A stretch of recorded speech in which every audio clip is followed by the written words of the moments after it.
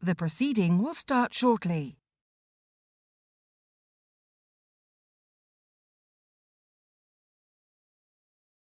The proceeding will start shortly. And welcome to this summer session of the Liaison Committee, and welcome to the Prime Minister who is giving us evidence today. I've noted, Prime Minister, that we have been informed you have an engagement immediately after this session, so we are aiming to end on the dot of 3:30. You're usually very generous with a bit of extra time, but we'll let you off today. Thank you very much for what you usually do for us. We've slightly altered the order because Sir Bob Neal has to speak in the Estimates Day debate, so we will take him first, and he will be referring to the fact that the Liaison Committee itself has launched an inquiry to explore Select Committee scrutiny of strategic thinking across government, with which I can assure you that the civil service and ministers are already well engaged, and we look forward to that being a positive inquiry. Sir Bob Neal. Thank you very much, Sir Bernard. Prime Minister, I was tempted to say I'm opening the bowling, but maybe that's not the appropriate start for today. But I wanted to refer to the inquiry that the Liaison Committee has set up, because we attempt, after all, to coordinate the activity of all the select committees. And the purpose of the inquiry is to look at the way government seeks to coordinate policy and decisions and action across government departments. Do you recognise that there is a problem with the UK government activities being very siloed?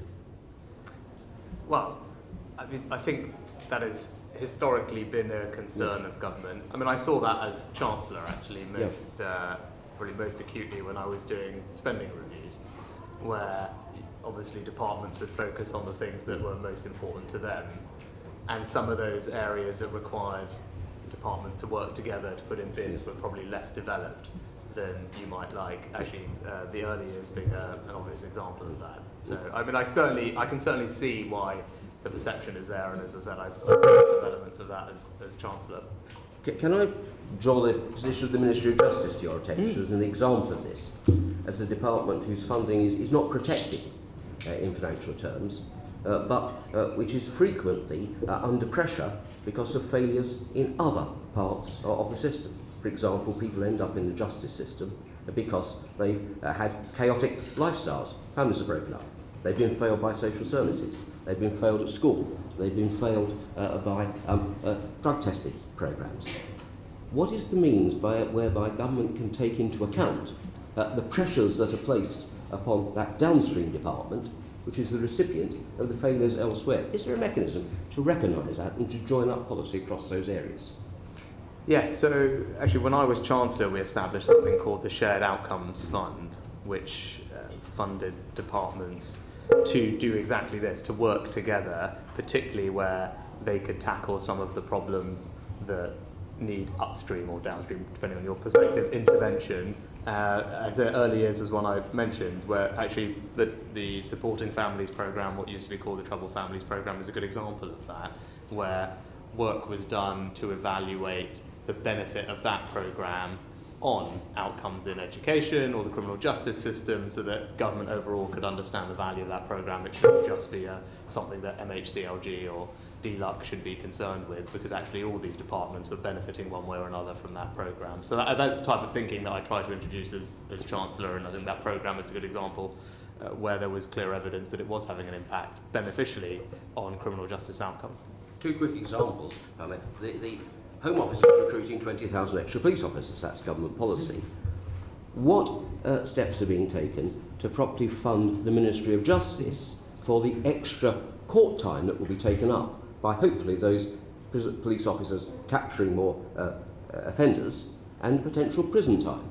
Because at the moment they are not covered to pick up the costs of those extra police officers doing their job. So, actually my recollection, because I was Chancellor at the time that the funding for that was put in place, was that the downstream impact of the 20,000 police officers were calculated and funded as part of the original settlement for all those departments to deliver on the 20,000 police officers commitment. I was Chancellor at the time, and I distinctly remember those conversations and that modelling happening, with particular focus on the downstream cost, because you're absolutely right, we can't just focus on the cost of the police officers, obviously that has a knock-on impact elsewhere. But my recollection is that was funded as part of the settlement at the time for the 20,000 police officers uplift programme. To try and join up matters, at least within the criminal justice world, there was something called the Criminal Justice Board that was established back in 2015. It hasn't actually met since 2021, but it still appears in existence on the government website. We've got an excellent Lord Chancellor. Could you perhaps assist him to get that Criminal Justice Board up and operating again? Because there's a real concern of a lack of join-up across this sector. So I'm very happy to make sure that the join-up is happening, and actually for example, on tackling illegal migration, that's something where I regularly convene different departments, particularly Home Office and Ministry of Justice, because it requires, and indeed actually DLUC and others, because it requires a cross-government coordination to deliver on the priorities. And I'll happily look at making sure that we are coordinated and joined up. I'm not sure what the exact right structure is sitting here, but I very much am sympathetic to the thrust of the question. Just a potential cost savings if we can get it right. And again, which is to the benefit of the individuals and indeed the taxpayer, where we can realise those. And the final point I was going to raise, Sir Bernard, very quickly, is this. You've recognised in the past, Prime Minister, the importance of the reputation of the English legal system for the United Kingdom's standing in the world. In October, England and Wales will have its first woman Chief Justice. Will you make a point of making an early opportunity to meet with Dame Sue Carr when she takes up her appointment, so you can learn from her firsthand the real pressures that there are on the courts? Because delays of 2 years or so for a small business to have a money claim that can make all the difference to its survival, heard in the county courts, for example, are really not acceptable or fair. Would you agree? Yeah, so I've actually met already with the previous Lord Chief Justice, I think a couple of different times since I've been Prime Minister, and I fully expect that I will continue those meetings and engagement with the new Lord Chief Justice. And we are focused very hard on reducing the court backlog. Obviously, more funding has gone into it, as the committee will be aware, but also we've removed the limit on sitting days in the Crown Court. We've continued to use the, I believe, 16 Nightingale courtrooms, and actually we raised the statutory retirement age for judicial office holders, all of which are initiatives that help expand judicial capacity to help us get through the backlogs. But it remains a commitment and a focus of ours, but I look forward to discussing that with the new Lord Chief Justice in due course. Thank you very much. Thank you, Sir Bob. We're now moving on to the all-important subject of the Russian aggression in Ukraine and other associated security issues, with Alicia Cairns, Chair of the Foreign Affairs Committee. Thank you, Chair. Prime Minister, I fear that we are on the cusp of the Gaza crisis of 2023. Yesterday we took up presidency of the UN Security Council. How do you hope that over this month we will use that to shed a light on what is taking place, but also what outcomes will we achieve during our presidency? So what were you referring specifically to, Alicia? So the Gaza crisis, so essentially Israel-Palestine, but also as President of the UN Security Council of the next month, what have you tasked Foreign Office civil servants to achieve? Well, I think there's a couple of different things. Obviously, with regard to the current situation in Israel and around, of course we support Israel's right to self-defense and have condemned the recent terrorist attacks.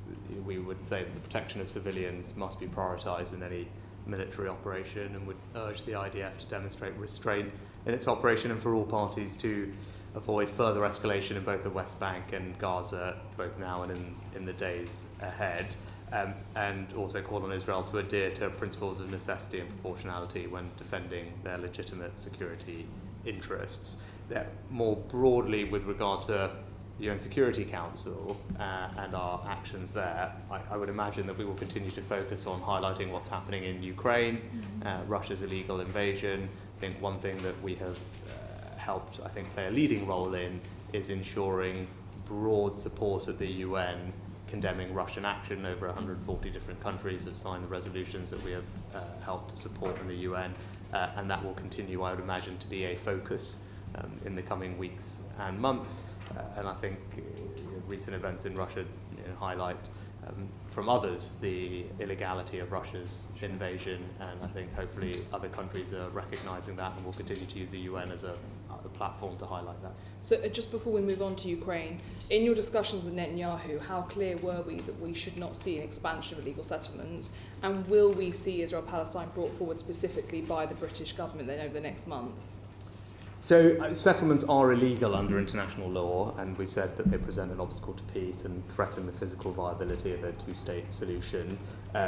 We've consistently engaged with Israel, and obviously I met President Netanyahu a little while ago, and we've repeatedly made clear to Israel that we oppose any settlement expansion, and we've asked the Israeli government to halt and reverse its policy.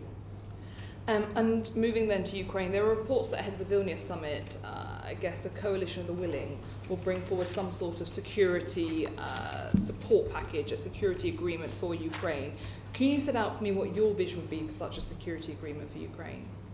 Well, not wanting to preempt the conversations that are obviously happening in private, what I have said is that I think it would be beneficial for Ukraine and for the conflict for there to be a multilateral declaration of support for Ukraine into the long term.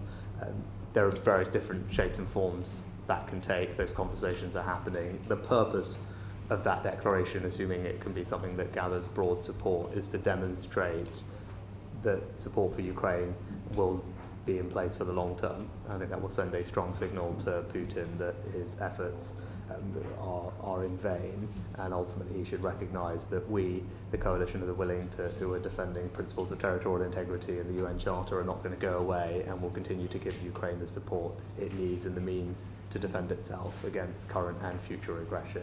So those conversations are ongoing. And what's your level of confidence that at Vilnius we will see a path to NATO membership for Ukraine set out and agreed?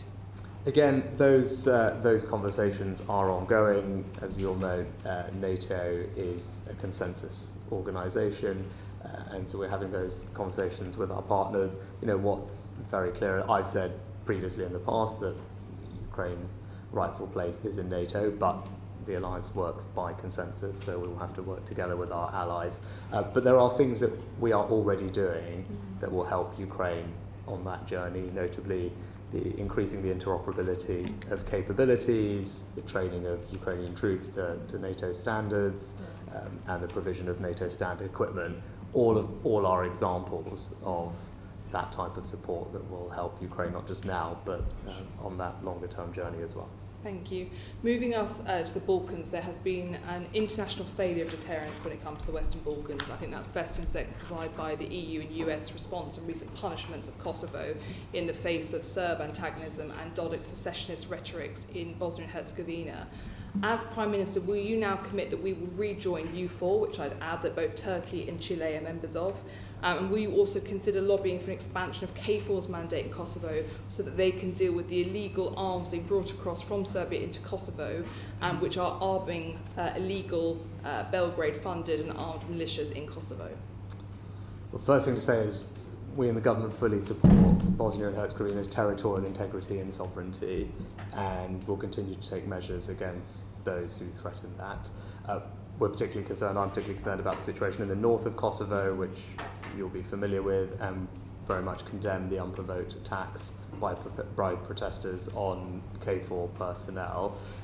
The Foreign Secretary has already told the Prime Ministers of both Kosovo and Serbia that leaders in Belgrade and Pristina do have a responsibility to reduce tension and prevent further violence. Our view is we must find a way back to the EU-facilitated dialogue. With regard to EU4, we do see EU4 as vital for peace and security in Bosnia and Herzegovina. And our non-participation in it doesn't reflect the importance of the operation to the peace and stability of the region, and we're going to continue to explore opportunities to widen cooperation with the mission. Thank you. I would urge the government to look very close to that. And then very briefly, just taking back to Israel-Palestine, just a yes or no answer. Would you now put in place a special envoy for the Middle East peace process to make sure we have the adequate attention on what's going on there? I think, look, it's something that I know the FCDO are talking to the Honourable Lady about, and happy to continue talking to her about. We continue to say that's something that we'll be open to at a time that we think it will be beneficial to the peace process. So it's not that we're against it in principle, it's just figuring out when it can I'm be going to take that deployed. as a yes, but subject to announcement, hopefully. Thank you very much. Thank you, Chair. Prime Minister, I'm not using my time in this session for the benefit of others, but two supplementaries very briefly. We're confronting Russian aggression in Ukraine very vociferously and very clearly. How confident are you that the international community is not appeasing proxy Russian aggression in the Balkans? I don't believe that we are, and as I've heard from my answers to Alicia, we're continuing to take quite a robust stance against proxies, not just in that region, but previously in Africa as well with Wagner, because where we see threats to territorial integrity and sovereignty, I think it's important that we do our best to stand up for them, and that's what we're doing. And the war in Ukraine will last as long as the friends of democracy around the world allow it to last. The more support we can give, the quicker it will end successfully for the Ukrainians. Are we doing enough, and what more could we be doing? Well, we've, I think as everybody knows, providing 2.3 billion pounds in military support for Ukraine this year, matching what we've given last year, which I believe puts us second only to the Americans. But I think it's more, as well as just the quantum of support, it's a type of support where we have been consistently out in front in the type of capability that we are providing to the Ukrainians and training them on. That you saw that with main battle tanks, which I was the first leader to announce we would provide, and then most recently with Storm Shadow long-range weapons, which are having a beneficial impact on the current state of the conflict. And we will continue to do that, look for opportunities to provide Ukrainians with the support they need. The priority remains, as it always has been, heavy armour, artillery, long-range weapons and training. Most recently, combat air, where we will play our part as part of an international coalition to provide combat capabilities, particularly training of pilots. And we're starting that this summer. In fact, which is something that I know the Ukrainians have warmly welcomed. And we continue to talk to other countries about increasing their support for Ukraine, both in quantum and in capability. And I think that is important at this stage, because the priority is to ensure that the counteroffensive can be as successful as we would all like it to be. Thank you, Prime Minister.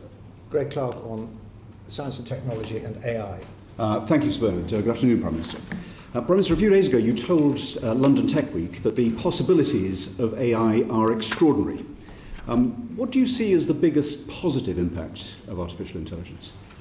Well, I think just in the last few weeks in the news reporting, you've seen some of the promise of AI paralyse people being able to walk, the kind of cracking of the structure of almost every known protein, and starting to be able to model reactions in nuclear fusion. So it just gives you a sense of the variety that is there. And also when you combine that with the computational power of quantum, I think you can really start to imagine a future in which even incurable diseases like cancer and dementia or new ways to grow crops all might be possible.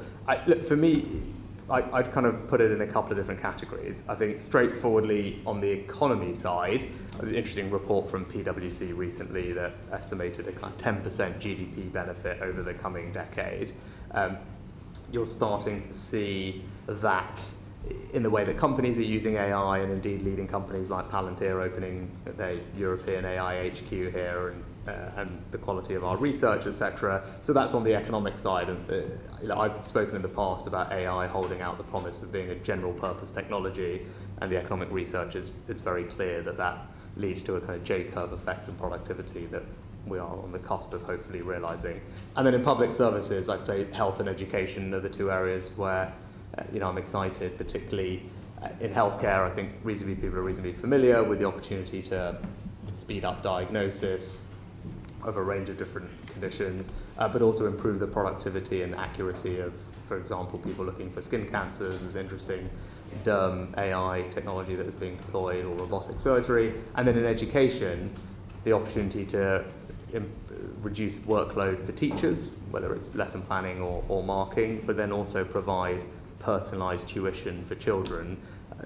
the Khan Academy is starting to roll out an AI chatbot, which has, I think, enormous potential, because we know that that more personalised approach to learning has huge benefits for children, particularly disadvantaged children, and tutoring in the physical sense is hard to scale, but the technology allows us to provide that, and I think that would be transformational. Absolutely. So lots of upsides. But in that speech to London Tech Week, you said that we must do AI safely. So what do you see as the biggest danger of AI? So I would categorise the risks into a few different buckets. I think first there's the socioeconomic risk from the large-scale societal shifts that the technology will bring. That's often what technology does. That doesn't mean you should stand in the way of it, but it just needs to make sure that we're cognizant of it and provide people with the skills they need to flourish in a world that is being changed by technology. I think the second is the risk of misuse, and that is whether it's open source models or otherwise, the ability that they can be used as tools to generate misinformation or identify and exploit cyber vulnerabilities or create harmful content or deep fakes or child sexual abuse. That's the kind of second category. I think the third category would be tool use, whereby foundation models can be used to activate capabilities in the real world. And then the last category is what people would describe as capability overhangs, and that kind of trends into the area of more existential risk, because there's just a lack of understanding at this point about what the potential of these models might be. Now, obviously separate to all of that, there are national security risks, which I'm sure the Honourable Gentleman acknowledge. I appreciate I'm limited in what I can say, but I think thinking about it in those four categories is probably the right way to go about it. Thank you. And you've convened an international safety summit for the autumn. Are you intending that to be a summit of like-minded countries like the US and Japan, perhaps? Or is it for all countries, a bit like the International Atomic Energy Authority that includes countries like China and Russia? What do you have in mind? I think in the first instance, mainly what we're trying to do is acknowledge that there is a global dimension to this challenge, and AI doesn't respect national borders. Countries are at varying stages of their thinking about how we can put guardrails in place to make sure that we can realise the benefits of AI in a way that's safe and secure, and it seems a sensible and reasonable step to just try and bring some of those countries together to talk about these problems in a collective forum, because ultimately there will need to be some coordination. Sure. So I think it's quite early thinking. As I said, it's more just about bringing people together. So all countries together? Well, it's just bringing people together who are thinking about these things in a similar way, to exchange ideas, share information, as I said, because AI doesn't respect national borders, and I think we will all benefit from hearing and talking to each other in a conversation with the businesses themselves. And I think that is really what this is about. I think we're a long way from anyone establishing a AIA, IAA equivalent for AI. Those things are long into the distance, but in the first instance, just talking through this with like-minded countries seems a sensible finally next step. From that, Prime Minister, you've got this summit, you published a white paper in March. The last session of this Parliament begins in November. Do you expect there to be an AI bill in the King's speech? I'm not going to comment now on fourth session legislation. All those conversations are happening and no final decisions are being made. I think actually what we need to do, and I think probably we can do lots of this without legislation, is sitting down and figuring out what are the safety features and guardrails that we'd like to put in place. And I think we have a sense of what some of those might be, whether it's watermarking, whether it's pre-release information sharing, whether it's reporting and licensing of large training runs, whether it's pre-training or pre-deployment disclosure, transparency on the data sets that are used. I think that's the kind of category of things that we need to spend time on, which is why the Foundation Model Task Force has been set up and funded specifically in its early phase to focus on safety research. I think it's an area where the UK can lead because we already have good capability in it. So if we can develop that capability further, because it's a growing field, it will mean that we will know what to do. And it may well be, and actually so far, the conversations with the three leading foundation model companies have been incredibly cooperative. But they're calling for legislation. I think what they want are for governments to put in place the guardrails, and they're very open about that, and they're very, I say thus far, they have been incredibly constructive and open and transparent with government, and want to try and find a solution together, which, as I said, it's too early to preempt what all that might look like, but you can imagine a world where at least the initial stages of that don't require legislation necessarily, but actually just require us to get in there and do safety evaluation on the models and have access to them. And as I said, we've had announcements already from some of those foundation model companies that they will provide that access to the government to be able to do that on a priority basis, which I'm grateful for and I think will help us get this right. Thank you, Promise. I'm sorry, we're dragging behind. People are going to have to be quicker and I'll have to be stricter. Dame Diana Johnson, Home Affairs. Thank you. Good afternoon, Prime Minister. I know you're appealing the Court of Appeal's ruling on the Rwanda scheme. You've said this policy is an important part of your plan to tackle illegal migration and stop small boats. So do you have a plan for what you'll do if the appeal fails? As I said, our belief remains that the plan that we have is legal, it's compliant with all our obligations, and we'll be appealing it vigorously. And if you look at the ruling, what you'll see is the Lord Chief Justice, in his opinion, agreed with the High Court and with the government that the safeguards and reassurances that we have received from Rwanda are sufficient. There's a very specific point of contention about the onward relocation, potentially, of people who we send to Rwanda. And so we believe that the safeguards we have are sufficient, so we'll continue to confidently and vigorously pursue our case. So you're betting everything on the Rwanda policy being upheld in the Supreme Court? Well, no, that's not. I think that's not a fair characterisation of what we're doing. Well, it's a gamble, isn't it? You're not sure. Last year and indeed this year, I set out a range of things that we're doing to tackle this problem. Yes. So, for example, can I come on to that? Because I've got some specific questions of what you're going to say. Just answer because you answered the question. It could be a very substantive additional piece is the new deal that we have with Albania. Yeah, Albania with the greatest respect, Prime Minister, I've got very little time and I do want to get through some important issues with you. So if I could just leave that, I've got your I think you made response. A statement that we're betting the house on one thing. I think it's reasonable for me to say, well, let me give you an example of something else that is significant, that is making a difference to the problem. Dame Diana. With the greatest respect, Prime Minister, I've got quite a few questions I want to ask. So you're clear that you think Rwanda's going to succeed in the Supreme Court.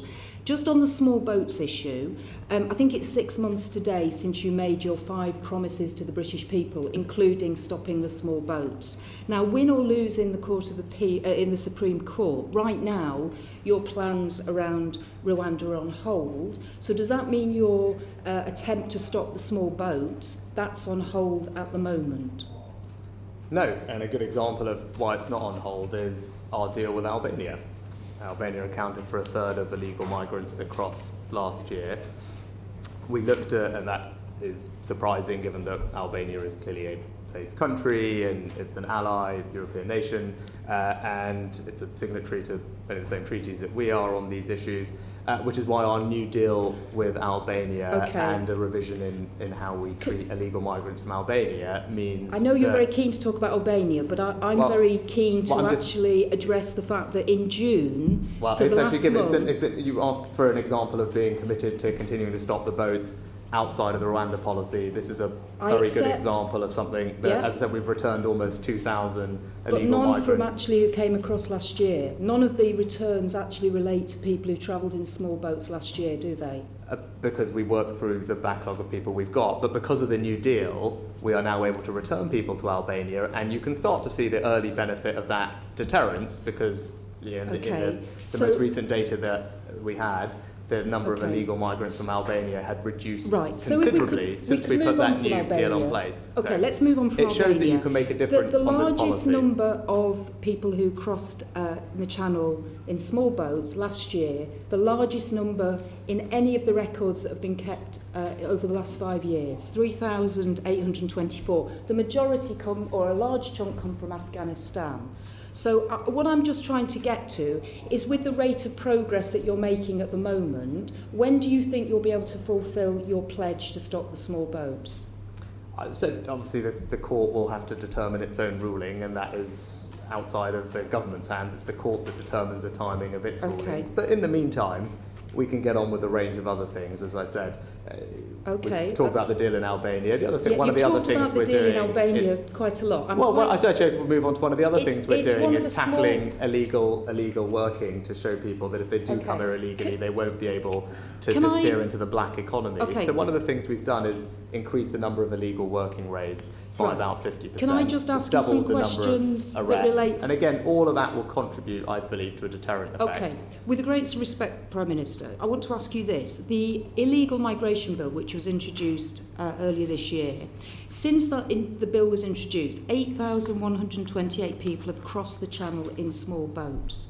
So if we assume your Rwanda policy is upheld in the Supreme Court, Rwanda has said they can take a capacity of 500 people. So that leaves 7,628 who've come across since the bill was introduced. What do you intend will happen to those people?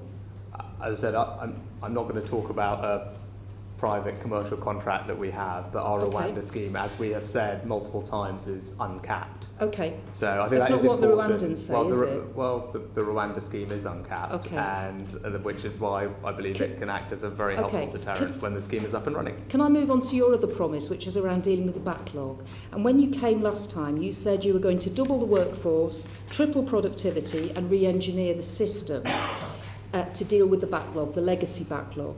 Yet the National Audit Office has found the Home Office is not yet making enough decisions to actually achieve your target of clearing that part of the backlog by December 23. So I just wondered what's going wrong, because you were very chipper last time about how you were going to deliver this. Yes, so I think when I made the announcement, the legacy initial asylum backlog was around 92,000. When I gave the update earlier this year, that had reduced by almost a fifth, by about 17,000 down to around 74,000. So that is the progress that has already been made in reducing the legacy initial asylum backlog. And I said that those numbers were when I last gave the update, but they were down by around a fifth. So you'll deliver by December? Your time's up. Sorry.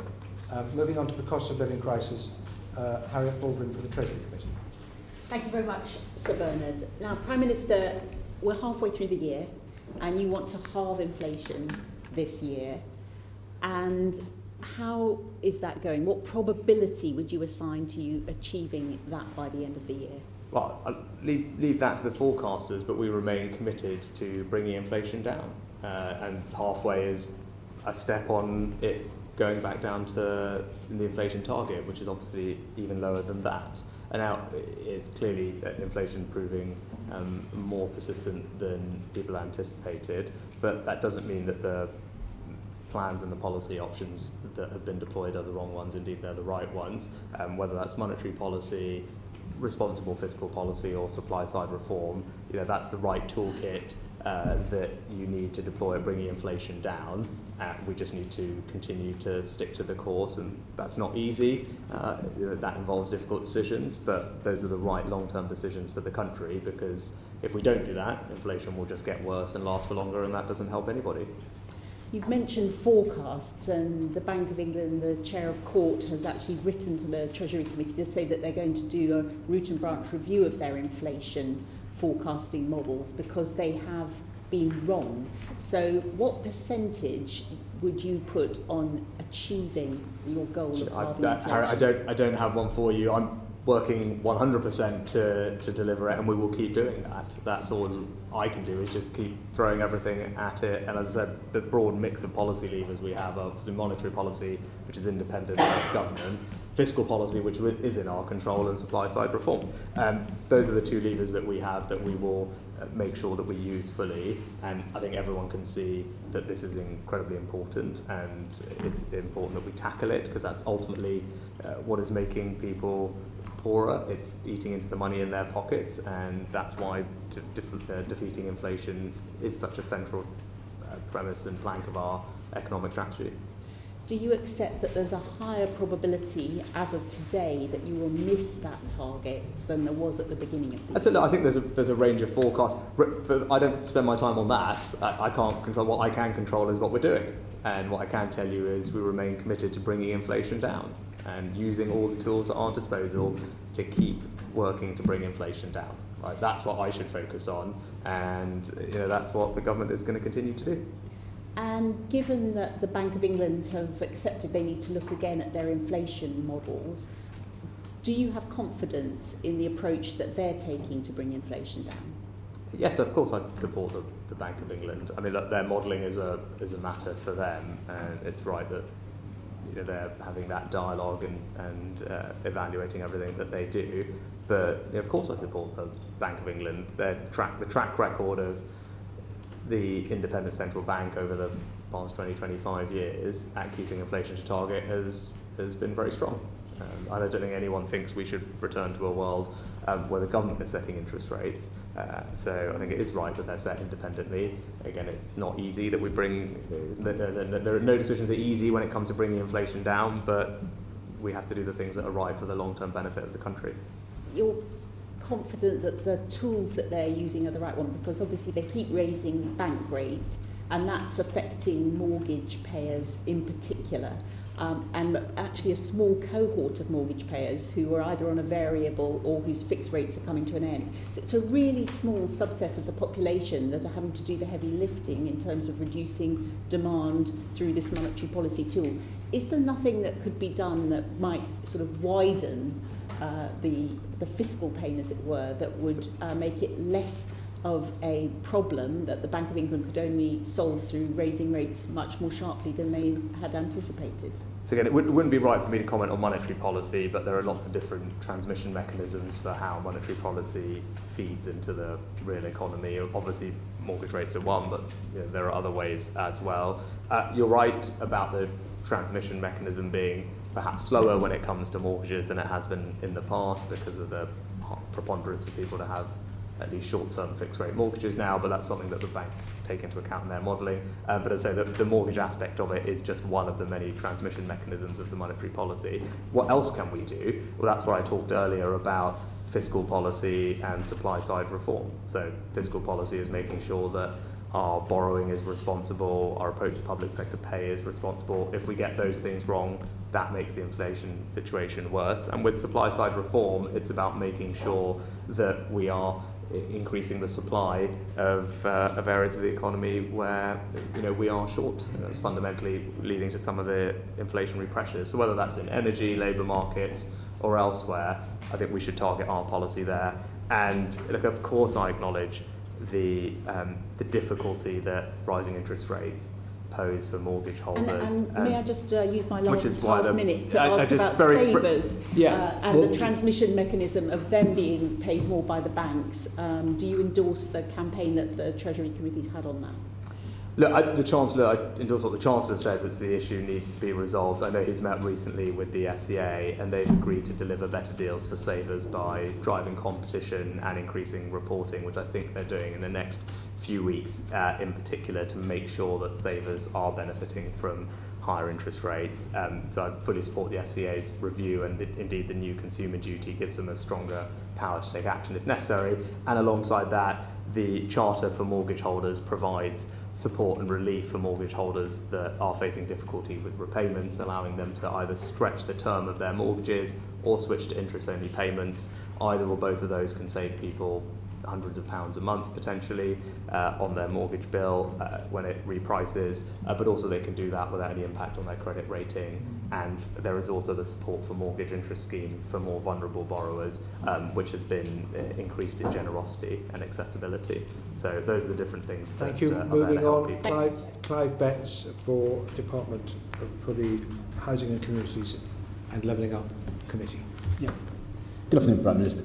I'm sure we can all agree that there's a real problem in this country, both the rising housing costs and a shortage of housing, which affects the whole country, but some families in particular.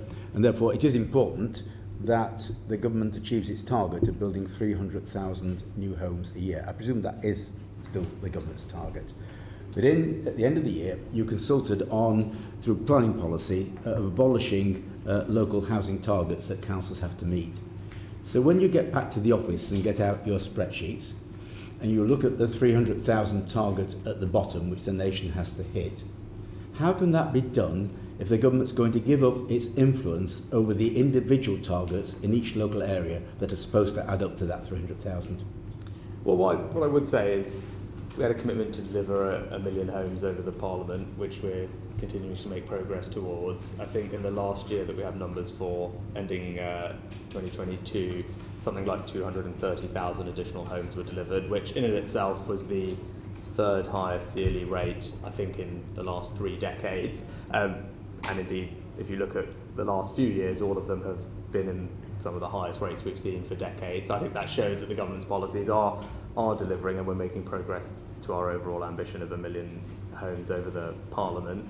And with regard to the planning reforms, I think it's important that the planning system, also has the confidence of local communities. And planning targets remain there, but they're a starting point as opposed to something that's being imposed on communities without reference but how is to the the government going to particular achieve the circumstances. 300,000, Prime Minister, if you're losing control of the individual figures that add up to it? I mean, Litchfield's, the planning consultancy, have said that this planning policy in consultation is going to reduce house building to 150,000 a year, half the government's target.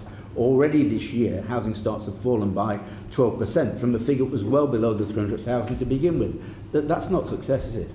Well, I think what is success is, as I said, we've delivered some of the highest years of new housing additions in 3 decades over the last few years. So I think that shows the approach is working. And what we are doing as well is ensuring that we support local communities to bring housing on stream, particularly on brownfield land, where we're investing taxpayer funds to help remediate land and unlock Are you effectively thousands giving of local homes. communities a veto then over achieving the 300,000? No, it's as I said, what we're doing is we are reforming how the planning system works so that we strengthen the neighbourhood plans, which actually, particularly neighbourhood plans, have shown that they can deliver the housing that people need in their local areas, but they do so in a way that has the consent of the community, which is important. And it means that the character of local areas and the particular circumstances in each local area, whether it's greenbelt or something else, are taken into account in assessing what is a reasonable amount of housing to deliver. Sure, how that's going to get us to 70,000 more homes when you're taking away the ability to influence targets. Can I just go on to one other point, Prime Minister? Many people, because they can't afford a home, there's no social housing to rent, end up in the private rented sector, sometimes through choice, often because that's the only place for them to go. Since 2020, the local housing allowance, which helps the poorest families pay for the rent in the private rented sector, has been frozen. Yet at the same time, rents in the private rented sector have risen by 25%. There's now only 1 in 20 homes that are covered by the local housing allowance. How is it fair for government policy to impact so severely on the poorest families who no longer can pay for the rent of most homes in the private rented sector with the allowances that are available to them? So, look, I can't remember precisely, but I think we increased the local housing allowance a couple of years ago by a very significant amount. I thought frozen since 2020, Prime Minister. Yeah, but it frozen at a level that was significantly higher than it was before, whereas about a £600 uplift to, from memory, about 1.5 million doesn't households. help families with a 25% rent increase they can't pay for. So, and actually there's the discretionary housing payments of a few £100 million that are there to support people as well, as on top of housing benefit. And the Affordable Homes Programme has delivered thousands of new affordable homes for rent, and will continue to do so as well. But affordable homes are 80% of market rents, Prime Minister. They're not affordable to most people, are they, on the lowest incomes? I look at it, it's a question of how you're targeting that support, but as I said, the Affordable Homes Programme, I think it's over £11 billion over its period. It's significantly higher than the one that it replaced. It's supporting thousands of new affordable homes for rent, together with housing benefit, discretionary housing payments. All that support is there. But even public service workers, nurses, policemen and others can't afford affordable rents in London, can they? 80% of market rents are just not within the remit of many public service workers struggling on their current levels of pay. Yes, which is why on the other side we've taken huge steps to help people with their energy bills, which is saving them around £1,500 over the past few months, raising the national living wage by record levels to put more money in their pockets, raising the threshold at which people start paying national insurance. All of those things also put more money in people's pockets. I think a lot of people will think, Prime Minister, you're not really on their side. Order. Well, I think if you actually look at typical, you can look at the case studies of families in different circumstances, and what you'll see is, because of the support we've put in place, it is actually disproportionately benefiting the most vulnerable families. Now, that's happening in lots of different ways, whether it's support with energy bills, the cost of living payments that are worth £900 that are going to several million of the most vulnerable households in our society this year, whether it's a national living wage increase or the tax changes. All of those add up to quite meaningful support for families, deliberately targeted on the most vulnerable families. Moving on, Catherine McKinnell for the Petitions Committee. Thank you. But it's not working, is it, Prime Minister? Do you take responsibility for the fact the UK has the highest inflation in the G7 and the lowest growth projections? So I think we've had this debate in the past, and if you look at the growth projections, actually we were the fastest growing country in the G7. I asked a very specific question. No, I asked a very specific question, which is, do you take responsibility for it? Of course, I take responsibility for the government. But I think, just to correct what you're saying, I think it's important. As actually the head of the IMF. No, sorry. Do you dispute those facts? We have the highest inflation rate in the G7 and the lowest. Well, no, I'm just asking if he disputes the facts, because there's no point in giving a 2-minute answer. I'm putting them in context because it's important. As the head of the IMF themselves says, because those are the numbers that you are quoting, the head of the IMF themselves said at a press conference here in the UK, which I'm sure the Honourable Lady was listening to, she's quoting the figures, that it is actually not right to focus on one specific year when it comes to growth forecasts. And actually, if you look at any period, either the 2 years before, where we were the fastest growing country in the G7, all the projections for the years thereafter, we are not the lowest growing. I'll move to reality then. She asked about inflation, which I think is important. Worth bearing in mind. Sorry, if you look Prime Minister, I've got quite a few questions I need to ask you, and I think it's important to focus on the reality of the people contacting us in Parliament about the realities they face.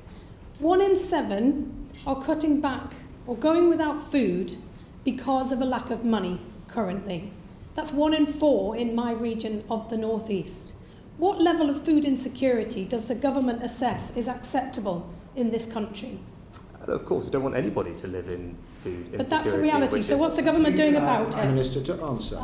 So why don't we? Let me explain the various things that we are doing to help people with the cost of living. So the first and most significant intervention is to support people with their energy bills, because that is the number one cost increase that they're facing. That support is worth £1,500. It's about half of a typical family's energy bill, and it is benefiting all families up and down the country.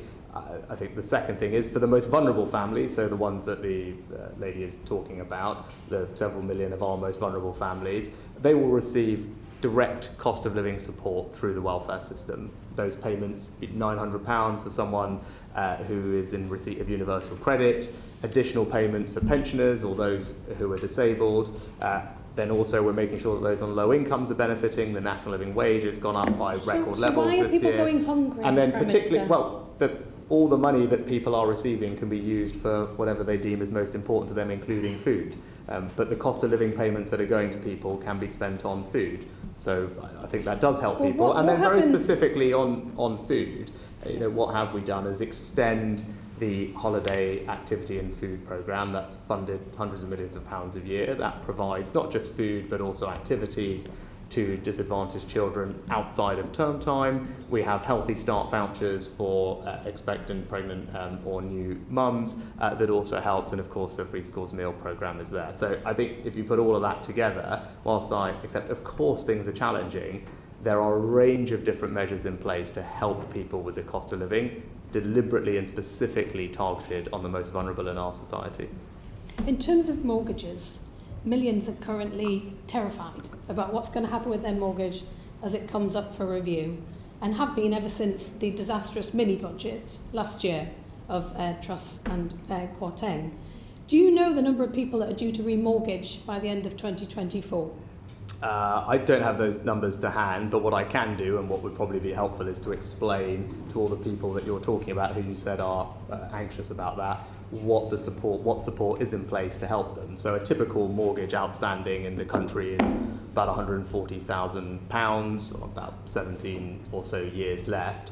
If that mortgage was to reprice now, it would go up from around £770, £800 up to about £1,000. That's a significant increase, of course it is. So what can someone do in that situation? Well, if they extend the term of their mortgage, which they can now do thanks to our mortgage charter, by say 10 years, that will reduce the monthly payments basically back down to where they are currently. They could switch to an interest-only period for a while. That will again reduce the payment by hundreds of pounds. So those are just a couple of things that they can do. So for those who are most vulnerable, then as I said, the support for mortgage interest scheme is there through the welfare system that provides support for people much more quickly than it used to. So those are the practical examples of how someone in the circumstances that you're describing can access support that will actually ease some of the burdens for them, not make them disappear for sure, but considerably ease them. What about the 15% who are not taking part in the government scheme? There's about 1 million mortgage borrowers affected. What is the government doing about that? Is it really enough to say to the banks, be nice? No, I said the vast majority of the mortgage market is covered, and the Chancellor is continuing to have those conversations with the 15% that are not, but the vast majority are covered, and that's why, as I've outlined, for someone on a typical mortgage, that support can potentially, or those easements can potentially help offset hundreds of pounds on their monthly mortgage costs when they come to reprice, as well as the support that's there through the welfare system. And again, they can do that without any impact on their credit rating, and because of the consumer duty that the Chancellor has introduced with the FCA, anyone facing fear of repossession will have a full 12 months before that can happen, and the banks have a duty to act fairly and responsibly. So as I said, of course I know it's a worrying time, but there are very specific practical steps that are in place to help people. Thank you. And moving on to William Ragg on constitutional matters for the Public Administration and Constitutional Affairs Committee. Thank you, Sir Bernard, and good afternoon, Prime Minister. Prime Minister, I hear alarming reports of a blob wandering down Whitehall, thwarting the ambitions of ministers. Do you recognise that characterisation? No. So where do you think it comes from? It doesn't come from me. That my general experience has been in the jobs I've had, whether it's starting out at MHCLG, where I spent much time with Clive, but also in particular at the Treasury over the last few years, and now in Number 10, that I've always been supported by incredibly hardworking and diligent civil servants who responded to what I needed and worked all hours, day and night, to deliver what I wanted. So some current and former ministers, however short-lived they might have been, the one night of the realm is described as blobonomics. Do you think this talk is really an excuse for weak ministers and perhaps unworkable policies? I think ultimately the elected government of the day is responsible for the policies that it is putting forward, and I would expect, and indeed have found in my experience, the civil service to be responsive to implementing them. Of course, that requires strong leadership and direction from ministers in grip over what's happening, and of course, things may sometimes feel harder to work through than you would like them to, but as I said, in my personal experience, I haven't found that to be an issue. And so with your experience, which I accept entirely, do you sometimes take those struggling ministers to one side and perhaps put a friendly arm around their shoulder and perhaps try to inculcate that sense of work ethic in them? I think everyone is working very hard to deliver for the country, elected and appointed ministers, and also the civil service that works for them. Of course, the last few years have not been easy for anybody, given all the various challenges, pandemic, war in Ukraine, and the demands that's put on the entire system. But I think everyone remains committed to delivering, and I would expect them all to work very hard to do so. So reports of relations between the government and civil service being at an all-time low are somewhat exaggerated? Certainly from my perspective, and that's not conducive to delivering for the country, if indeed they were to be that, right? That my view, and has always been, that I've been very fortunate to be served by absolutely brilliant civil servants who have given me everything I've always asked of them and more at all hours of the day. I've been very fortunate and grateful to them for that support. I continue to find that in my current job, and I have no reason to expect that to change. And my general view is that their job is to support government to do it, and we should do that in a constructive attitude, and that's what I'd like to see and expect to happen. Thank you. Just come on to matters to do with House of Lords appointments, if I may. Could you just briefly explain what you understand to be the conventions around resignation honours, and in particular the nomination of new peers? So my understanding is that previous prime ministers are entitled to resignation honours. They would go through the normal vetting process. I followed what I understand and believe to be the long-standing convention of forwarding those names to the Palace for clearance after they have been through the vetting process, without any active involvement, engagement or interference in that process. And so you conducted your constitutional role entirely proprietorship? Yes, as I said, I had no active involvement or engagement in that process. I received a list and forwarded it on unaltered. The list that came having been vetted by the House of Lords Appointments Commission? Absolutely. I think there's only one example in the past of that not being the case, is that right? Not with yourself as Prime Minister? I'm not familiar with that example, but... Well, I think the example was Lord Trudders, and the next day he gave the party a donation, but they were entirely unrelated, I'm quite sure. I said, I've whatever list that I've received that has been through the vetting process, I've forwarded on without interference or active involvement in it. Thank you for clarifying that. Could I ask if you think there's any circumstances under which a resignation honours list is not appropriate? I said, look, it's a long-standing convention that's been adhered to by, I think, parties of on both sides of the House, and I've fulfilled what I believe to be my constitutional role in following convention and forwarding on a list that I received that had been vetted for approval without interfering and opining on it, and that has generally been the case for political honours more broadly. They're forwarded without the person in charge necessarily agreeing with political honours more generally, and that's how the system has worked. May I ask if you're still reviewing former Prime Minister Liz Truss's list? I said that process is ongoing and it hasn't reached me yet. It hasn't reached you yet, that's helpful. This is entirely hyper-professional, as you understand, from my keenness for a Conservative victory at the next general election, so please don't take this the wrong way. But if the eventuality was that you, in circumstances, would you think it appropriate yourself to issue a resignation on his list? Again, it's not something I'm focused on or have given any thought to. I think that's a fairly good answer. Thank you, Sir Bernard. Thank you, Mr. Wren. Pete Wishart, Scottish Affairs. The Prime Minister, it's now almost 25 years since the Scotland Act established the Scottish Parliament, and I think it would be fair to say that relationships between the two governments have never been so poor, characterised as they are by mistrust, suspicion and antagonism. What are you personally doing to try and improve the situation? Well, I think it's important to try and have a constructive relationship with all the devolved governments in the United Kingdom. Clearly we're not going to agree on everything, but that doesn't mean...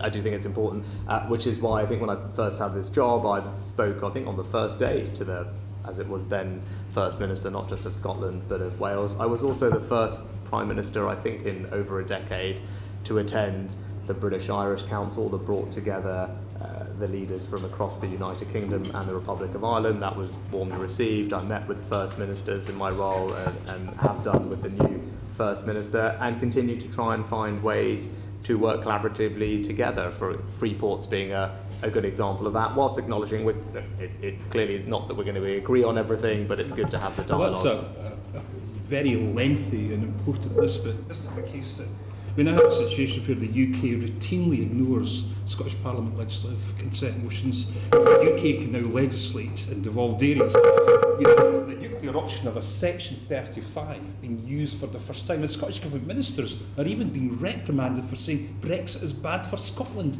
when meeting foreign delegations. Do you think this muscular unionism is actually working for you?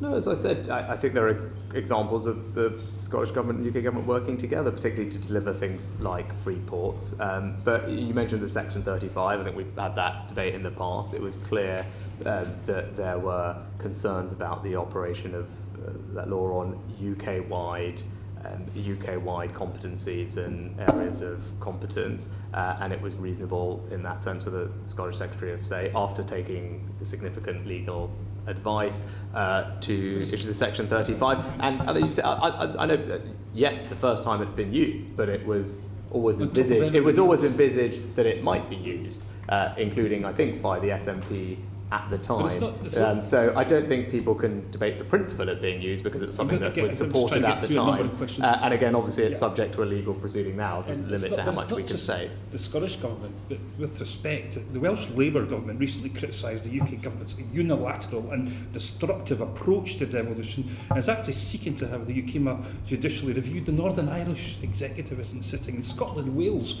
feels that their democracy is under real threat. Is devolution broken? Well, again, on Wales, I spoke to the First Minister on, I think, the first day I got this job. I spent time, I met with him, again, delivering free ports, which are a good example of Wales and the UK government working together. And with regard to Northern Ireland, because you brought it up, I think anyone can say that I haven't been actively involved in trying to restore the executive in Northern Ireland. I think I visited Northern Ireland almost 5 or 6 times in my first few months in this job. I think I should demonstrate my commitment to Northern Ireland, the people of Northern Ireland, and the Windsor Framework represents, I think, a very significant intervention that removed one of the big barriers to the executive being restored in Northern Ireland. Given that the UK government's given itself the provisions of the Single Market Act against strong opposition from Scotland and Wales, isn't it the main problem that the UK government represents English interests while at the same time being the arbiter and referee for the whole of the United Kingdom? And you've now given yourself the powers of the European Union. Surely the 4 nations idea across the UK just isn't working anymore. No, I think actually, look, the Scottish government, as far as I can recall when I last looked at this, was probably the most powerful devolved assembly anywhere in the world, if not certainly one of. Government also delivered all the recommendations in the after 2016. Those have all been delivered, and I think the UK government is right that it looks after UK-wide interests. Now, as I say, sometimes those will conflict, and we've seen that with the Section 35 on the Gender Recognition Act.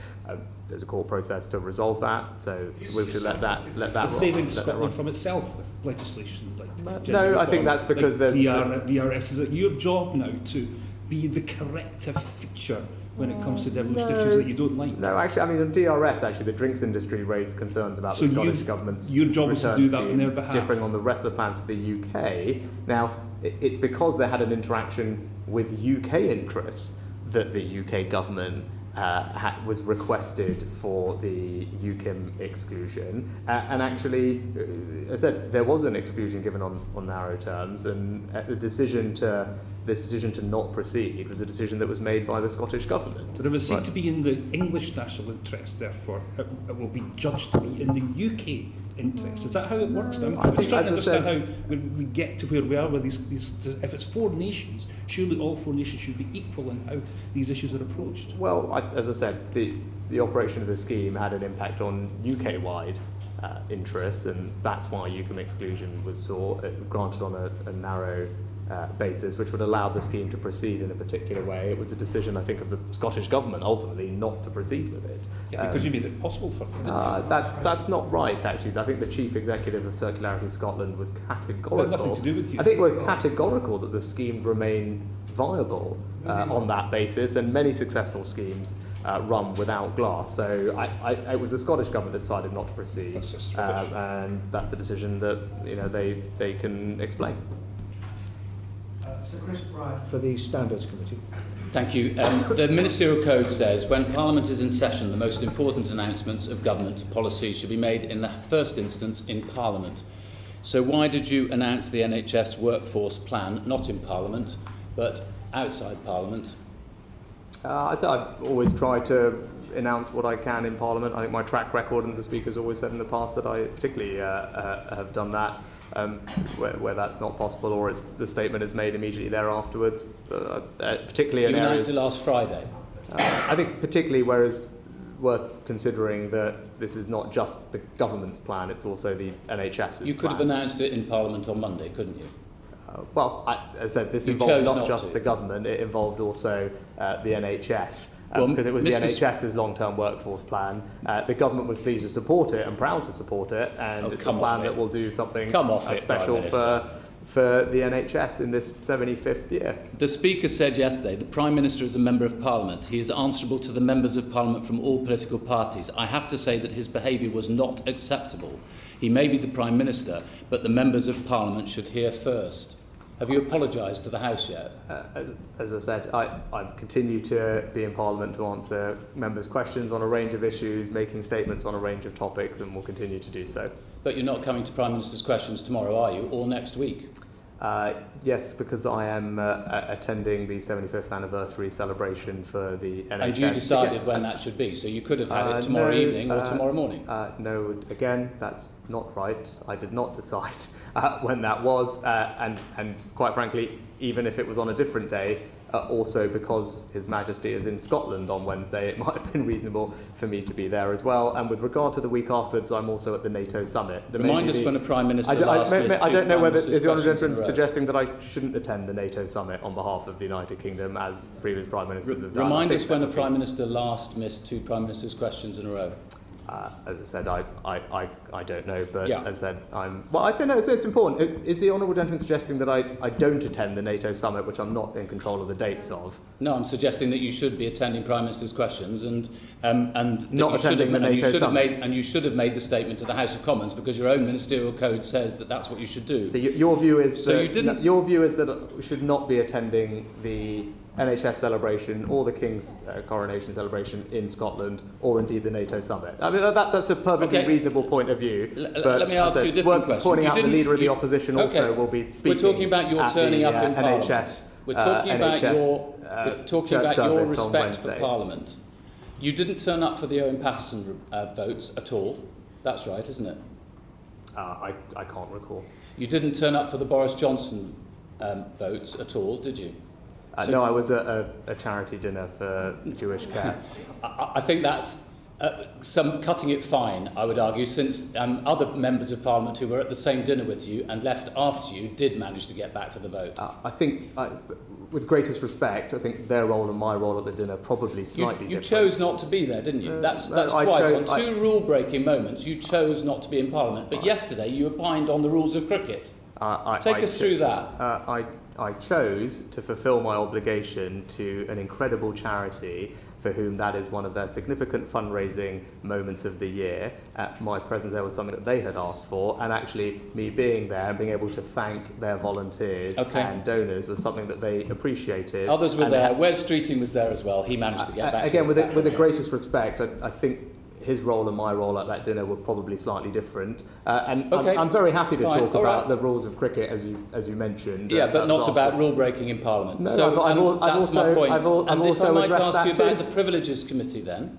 So the Privileges Committee has accused 7 MPs of trying to undermine and impugn its work. The Leader of the House has condemned this. Do you think that they should apologise to the House? I haven't actually gone through the report yet, so... You haven't read the report? No, I haven't been through the report yet in detail. I've seen it being reported, and I've been very clear in the past that... But you asked Zach Goldsmith to apologise? Yes, because he's a minister. So you have read it sufficiently to note that Zach Goldsmith should apologise? Yes, I've read the findings report. I haven't read the report from cover to cover, no. But I have read the findings. It's about 3 pages long. Right, but I've seen the findings.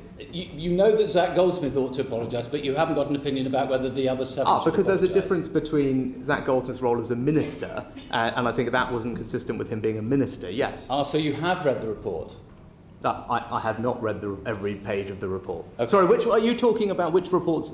Sorry, anyway. There are 2 reports. The report that we're considering next week, the one in which it says that the committee thinks that the 7 members of Parliament, all of your political party, were seeking to impugn and undermine the committee report. Let me ask you something else. You have to authorise all foreign travel by trade envoys and other parliamentarians and parliamentary private secretaries. In the last year, that's cost £264,192. Why won't you publish the details of who that's being spent on?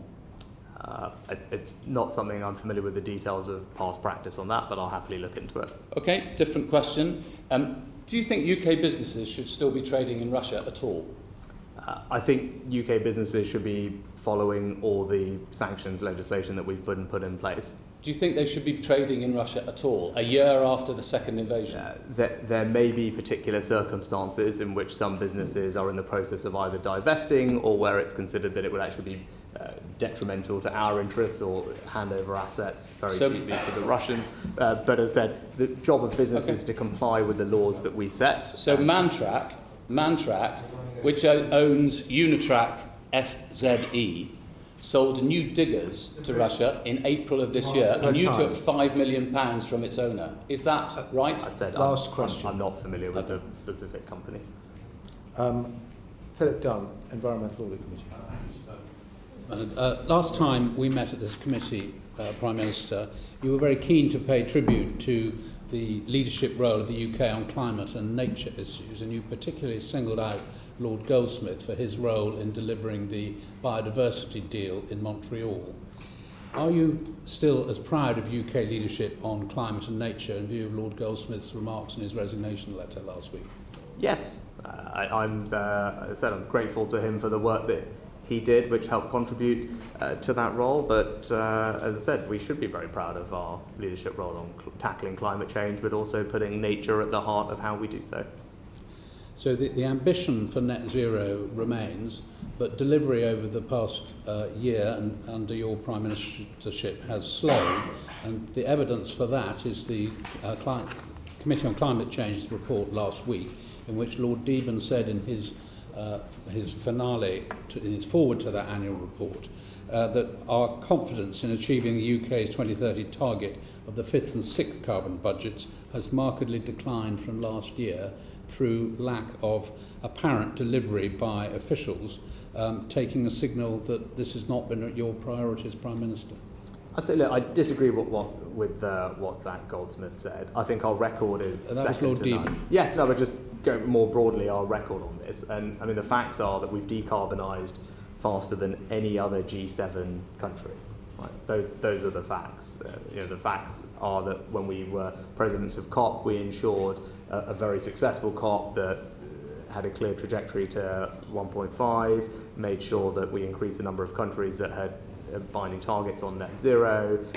We've protected land degradation, forests, coal financing. There's a range of things that we have led on. And with regard to the carbon budget, again, the facts are that we have overachieved on every single one of our carbon budgets to date. We are on track to have met the third. That's what the latest statistics show. And I think the Committee for Climate Change said that their confidence in the UK meeting the fourth carbon budget has actually slightly increased in the last year. Look, with regard to 2033, then 2037, which is when some of these future carbon budgets are, of course, we've already set out that some of those policies will evolve over time. It's hard to predict right now with certainty the exact shape of the UK economy in 2037, but we've done a better job of this than anybody else. We have the most ambitious targets compared to anybody else, so I feel nothing but proud and confident in our record. Do you expect the British government to respond to both the US and the EU significant interventions that have happened this year before the COP28 meeting in November? Sorry, Philip, what was the question? So we've had the Inflation Reduction Act in the United States, we've had significant measures in the EU. I think, look, it's right that other places are catching up with us, right? I mean, that's the reality of it. We have decarbonised faster than any of those other blocks. So other countries are having to catch up, which is a good thing, which we welcome, right? That will help combat climate change. And I'm glad that they're doing so. And we do this in a completely different way historically. We've done it through things like contracts for difference and other things, which have brought tens of billions of pounds of investment into the sector. And if you look at that over time, and you actually compare as a percentage of GDP what we've done, what the US have done, we've consistently out-invested and will continue to do so. It's just that people do it in different ways, and I think you need to compare on an apples-to-apples basis. And again, one of the ways in which, and our contracts for difference structure is now being copied all around the world, and that is a different way to bring investment into the green transition. But also on the R&D side, we've protected our R&D budget, it's growing. That's ultimately how we can also contribute, because if we can develop the technologies that will help us deal with these things and then commercialise them, that will do enormous good for the world, and that's something that plays to our strengths as a country. So looking forward to COP28, do you plan to prioritise UK leadership And if so, how are you going to demonstrate that? Yes, I mean, again, I attended COP as Chancellor and we had a very successful finance day. I think it was widely perceived to be the most successful finance day that COP had ever had. And the centrality of that made sure that we would be the first net zero financial centre, and all the things around TCFD disclosures and other things which we've pioneered. That's what I did as Chancellor. I attended last year. We talked about nature in particular last year, and that carried on at Montreal. And we will continue to do that this year as well. And I think part of the focus this year will be on attracting private capital to help with the transition. And that's something, given our strength in financial services, is an area where I think we can obviously play a leading role in. Thank you.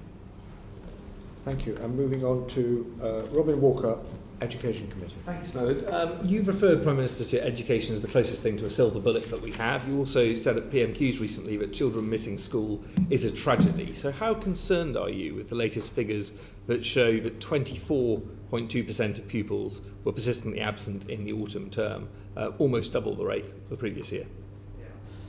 I think the first thing is it's welcome that the number of pupils who are persistently absent in school fell by I think over 300,000 spring term 2022 to the year before. But you're right that persistent absence is a real challenge. The tools for responding to it, resolving it, don't just lie with the Department for Education as well. So one of the things we're doing is rolling out attendance hubs across around 600 different primary and secondary schools to spread best practice. That will reach, I think, about 250,000 children. And the work they do includes activities like automatic text messages, using data to analyse proactively who might be at risk, those types of things. There's some other things I can talk to, but look, it's a real challenge and it's right that we focus on it. In terms of addressing this challenge, one solution which the government previously drafted legislation for was a statutory register for children not in school. That's been supported by the Children's Commissioner, the Select Committee, the opposition front bench, I think, in PMQs recently. And it's something we have legislation before the House from my colleague on the committee, Flick Drummond, to address that. Is that something that you feel the government could embrace and deliver? Look, we remain committed to introducing a statutory local authority register for children, as well as actually a duty for local authorities to provide support to home educating families. We will look to legislate at a suitable opportunity to do so, but obviously, again, without preempting full session legislation. Since we last met, the Chancellor has made very welcome announcements in terms of childcare and stepping up the activity of the government in that respect, providing support to parents of under 3-year-olds. That will mean a shift from the government subsidising about 50% of the childcare market to around 80%. Do you recognise that puts an additional burden of responsibility on ministers and the government to make sure it is adequately funded so that settings can keep going? Yes, just first thing to say is that a member of my family has a financial interest in a childcare company, but as well as the expansion that the Chancellor announced in the provision extending the age entitlement, significant funding was put in to deal with the existing entitlement to meet inflationary pressures. It was around 200 million in this year, paid from this September, and then rising to just shy of 300 million for the future year, with further uplifts to come. What does that mean? It means a 30% increase in the 2-year-old rate, which will take it to around £8 an hour, but also an inflationary increase to the other rates as well. And some of those rates, I think, have been welcomed in theory by some of the practitioners we spoke to, but there is a question mark over whether they will actually receive them, given some of the machinery of local government through which the rates have to pass. Will you be encouraging ministers to ensure that they do receive the rate at or close to the national rate that's been advertised? Yes, I mean, the rates were chosen in response to surveys with, I think, thousands of nurseries to understand the different cost structure for provision. They're adjusted in local areas to account for local differences. I will go back and make sure that the money is flowing as it is intended to, but it has been certainly been announced and put aside. And just lastly on this area, one of the great benefits of early education is early identification of need. And in terms of SEND, picking up issues early on, being able to address them early on. It allows children to engage with their education in mainstream schools who might otherwise end up in much more expensive and more limiting specialist placements. However, our committee's heard that only 18% of local authorities feel they have enough provision for disabled children in the early years. Is there anything specific that you think should be done to address that as part of the wider efforts of the government in SEND? I'd say the SEND and Alternative Provision Improvement Plan that we published in March, I think, of this year, just sets out the government's mission for SEND and alternative provision, making sure that it can fulfil, or we can collectively fulfil children's potential and have trust of parents in the system and financial sustainability. And alongside that, we're increasing the high needs funding by over about £10 billion for this financial year, which is 10% increase over last year's funding. So, that should help. And moving further up the school system, there's been a lot of concern about transparency on schools' teaching of RSHE materials. And how do you strike the right balance between reassuring parents and making sure that they can have access to these materials and making sure that children do have access to the curriculum that the Conservative government introduced? Yeah, look, my personal view is it's vital that what children are taught in RSHE is age appropriate and factual. I was concerned by reports that wasn't the case, as was the Education Secretary. That's why we brought forward a review of the RHSE statutory guidance. We've assembled an expert independent panel who are drawing on different backgrounds, health, education, equalities, children development, safeguarding, to help inform our work. Their work should conclude in September, and their recommendations will help us form a public consultation for later in the autumn. So that's our approach to that. With regard to materials for parents, I think we've been very clear. Parents should be able to see all resources, and I don't think... And ministers have repeatedly stated from the dispatch box that parents should be able to see. I think courts have ruled otherwise. If there is a legal issue here, would legislation be a possibility to address it? I'd say we're working through that as we speak, but our general view is that copyright law does not prevent a parent from viewing external resources. We've written to schools to clarify our expectations, but as I said, the review and the guidance will work through that particular issue, but our current position is that copyright law shouldn't prohibit that from happening. Great. Thank you. And finally, Steve Bryan for the Health and Social Care Committee. Thank you, Chair. Prime Minister, well done. Well done on getting the NHS long-term workforce plan out.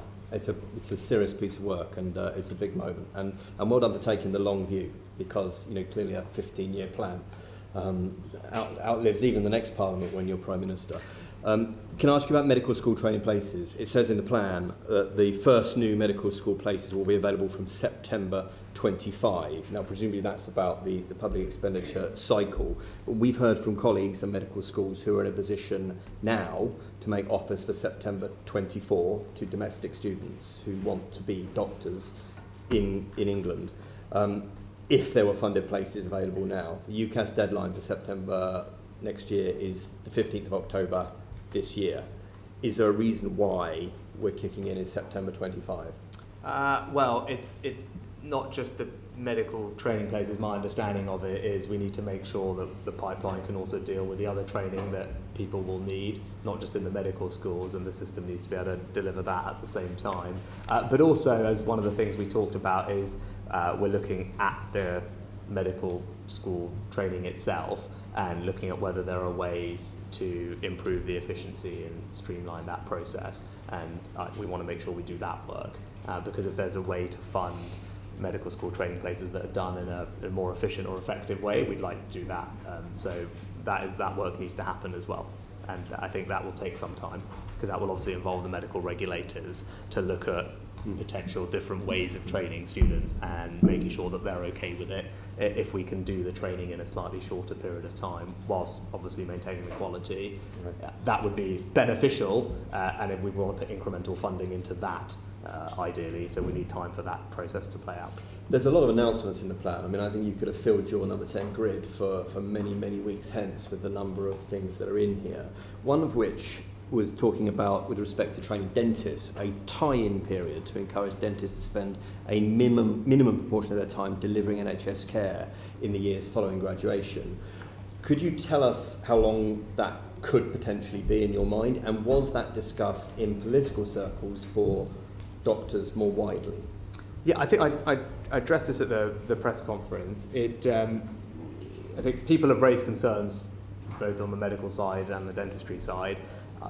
The work was done on the medical side, and I think I said that I haven't got the numbers to hand, but I think around 95-ish% of people who had done medical training after a certain period of time were still in NHS practice. So the issue was, I think, far less widespread than most people assumed it to be, which was why it didn't seem like right now it was necessary.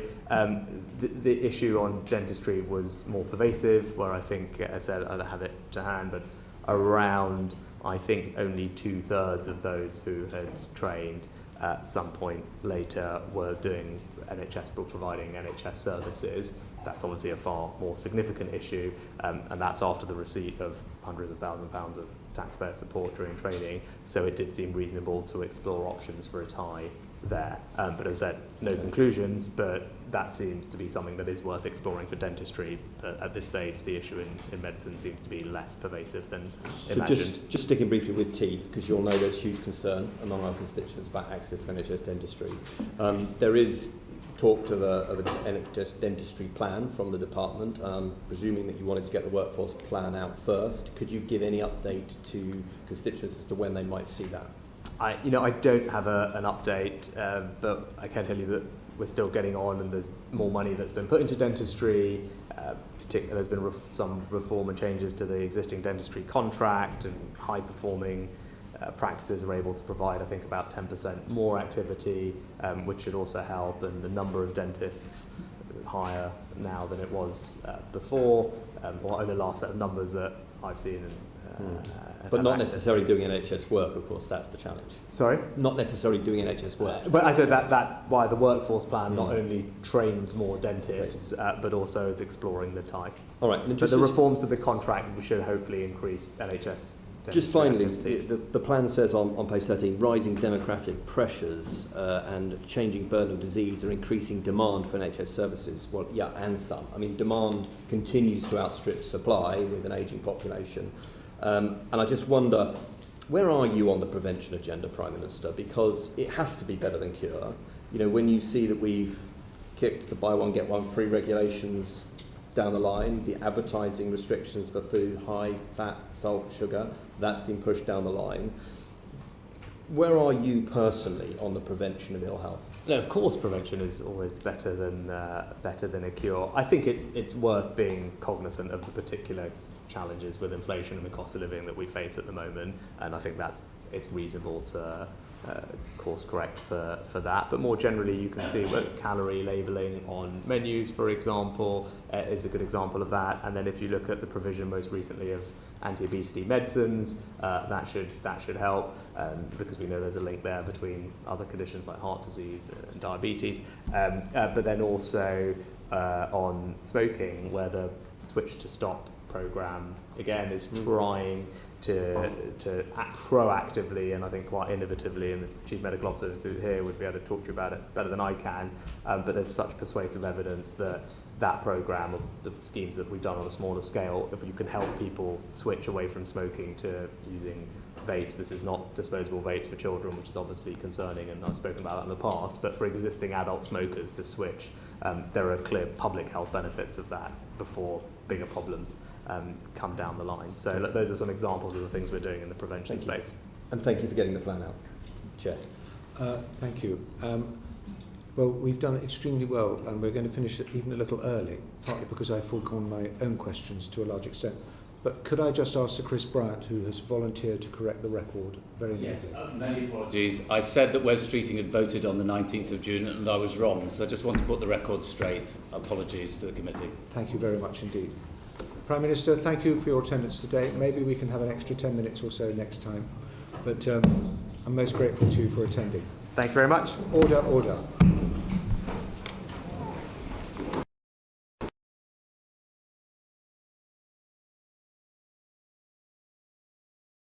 The proceeding has ended.